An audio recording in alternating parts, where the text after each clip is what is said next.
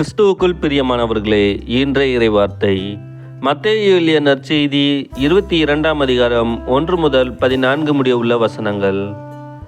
அக்காலத்தில் இயேசு மீண்டும் உவமைகள் வாயிலாக பேசியது. விண்ணரசை பின்வரும் நிகழ்ச்சிக்கு ஒப்பிடலாம்.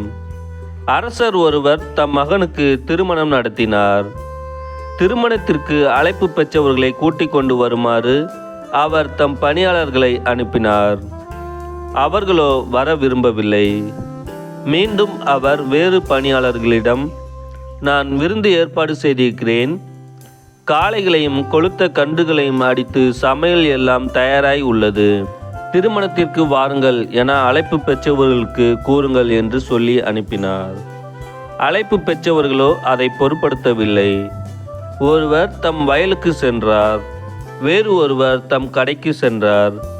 மற்றவர்களோ அவருடைய பணியாளர்களை பிடித்து இழிவுபடுத்தி கொலை செய்தார்கள். அப்பொழுது அரசர் சினமுற்று தம் படையை அனுப்பி அக்கொலையாளிகளை கொன்றொழித்தார். அவர்களுடைய நகரத்தையும் தீக்கிரையாக்கினார். பின்னர் தம் பணியாளர்களிடம், திருமண விருந்து ஏற்பாடாகி உள்ளது, அழைக்கப் பெற்றவர்களோ தகுதியற்று போனார்கள்.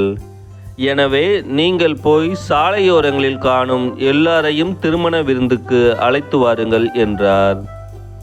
அந்த பணியாளர்கள் வெளியே சென்று வழியில் கண்ட நல்லோர் தீயோர் யாவரையும் கூட்டி வந்தனர். திருமண மண்டபம் விருந்தினரால் நிரம்பியது. அரசர் விருந்தினரை பார்க்க வந்தபோது அங்கே திருமண ஆடை அணியாத ஒருவனை கண்டார். அரசர் அவனை பார்த்து, தோழா, திருமண ஆடையின்றி எவ்வாறு உள்ளே வந்தாய் என்று கேட்டார். அவனோ வாயடைத்து நின்றான். அப்போது அரசர் தம் பணியாளர்களிடம், அவனுடைய காலையும் கையையும் கட்டி புறம்பே உள்ள இருளில் தள்ளுங்கள், அங்கே அழுகையும் அங்கலாய்ப்பும் இருக்கும் என்றார். இவ்வாறு அழைப்பு பெற்றவர்கள் பலர், ஆனால் தெரிந்தெடுக்கப்பட்டவர்களோ சிலர்.